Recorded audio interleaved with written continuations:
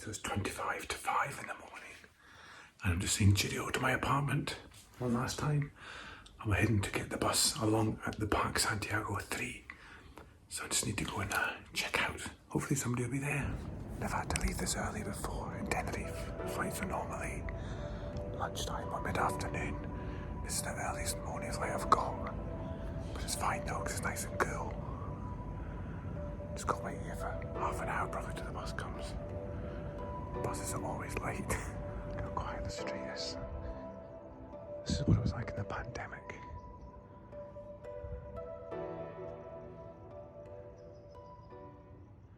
Right, first part was okay, you got through in 15-20 minutes. I had to show you antigen test results, your passenger locator form, your passport and your boarding passes.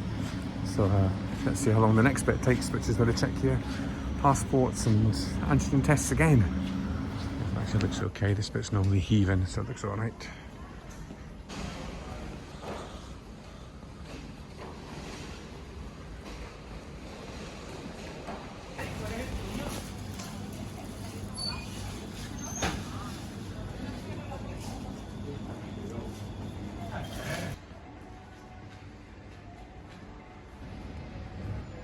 Our plane over there with the dirty windows. There's Montana Rocky. I was off on Tuesday.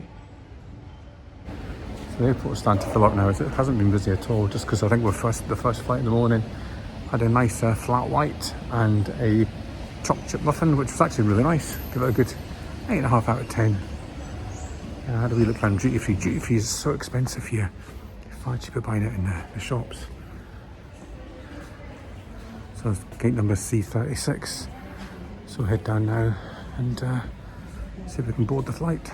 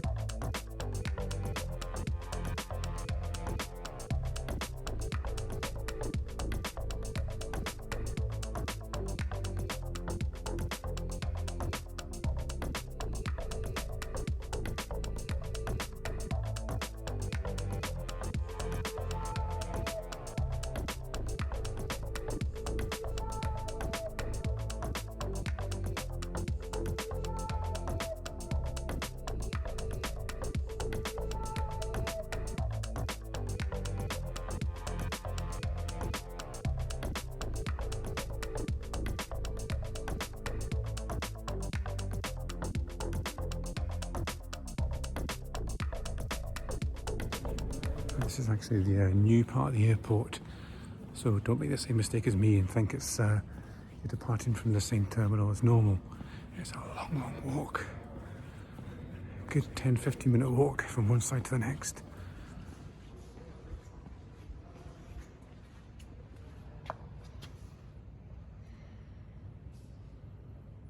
There doesn't appear to be any 4G, 3G or Wi-Fi in this new terminal, so I think that's why people are having a few problems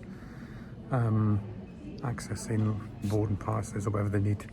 We just needed a passport, so it was fine, but yeah, they need to get that sorted. There's only one person stamping passports, so you need to give yourself a bit longer than normal at this new terminal, I think.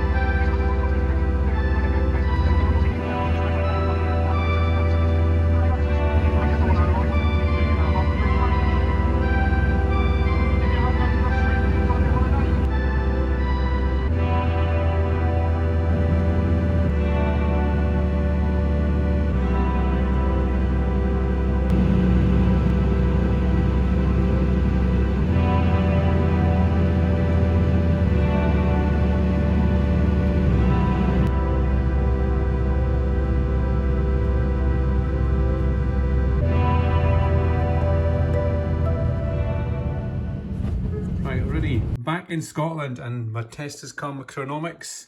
So now we need to do this test and post it away and then wait for the results to come back. Right, let's see what you pay £40 for. Exactly the same as you get free with NHS, basically.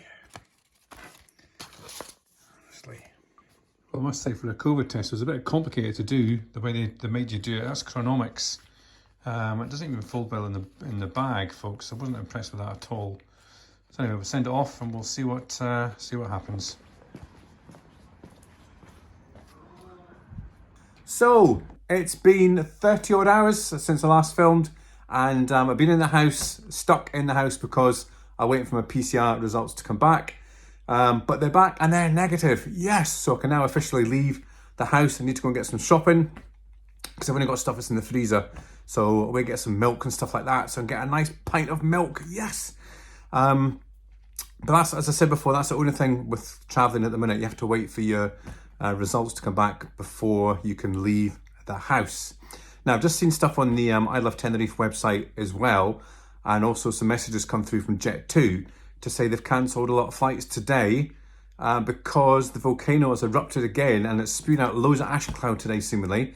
So they've had to cancel a lot of the flights. So people are getting stuck across in Tenerife and can't come home, and then other people can't fly out. So it's causing a lot of confusion with PCR tests and antigen tests and all this kind of stuff. So a bit confusing. So luckily I got home.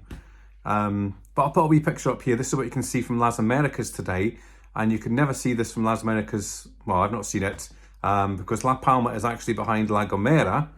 And that kind of blocks the ash cloud. But today there seems to be loads and you can see it from Las Americas. So here's a wee picture just to show you what it's like. But anyway, I'm going to head out, get some fresh air and enjoy the rest of my day before going back to work tomorrow. Okay, so along the cliffs just for a bit of fresh air. It's very cold, even though it's like 8 degrees in Scotland today, which is like a heat wave.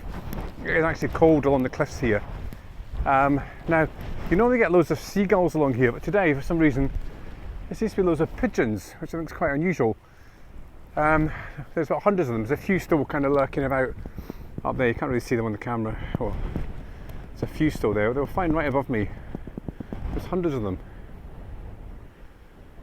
So I wonder why there's so many pigeons down here today. There they go. There seems to be a white pigeon amongst them.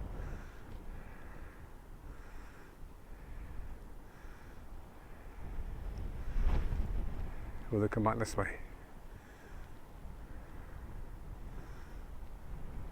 Nope. Remember that Dig Dastardly thing? Catch the pigeon, smack him, stop him, catch that pigeon now.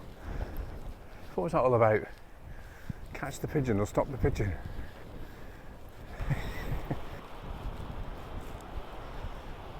Got some dark clouds approaching. The rain is not forecast for today. I think it's just going to be like this for the next week, just cloud. Cloud and more cloud. But it looks like it's going to be dry, hopefully for Christmas.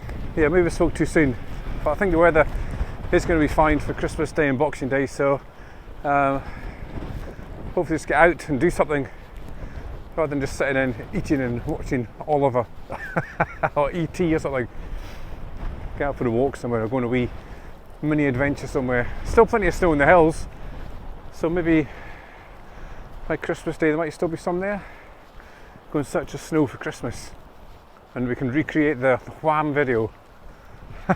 That's the next challenge. No, I'm only joking, folks. Now that man down there seems very content. He's got a wee camper van parked just beside my car. He's sitting there with his kind of thermals on, quite happily fishing away. Not a care in the world. Good for him. And somebody asked me, why don't you have a tan from Tenerife? It's because I only lay in the sun for what, 3-4 hours? Oh. And then when I was out and about, I had factor 30 on, folks, because I got really badly burnt on my head in September, so I didn't want to take any chances, so I whacked the factor 30 on, and that's why I didn't get much of a tan. So I'm not bothered about getting a tan on holiday, just as long as you go and just enjoy yourself and get out and about. So yeah, no tan this year. A little bit of colour, but no tan. Right, let's get back to the car. Get all this wind.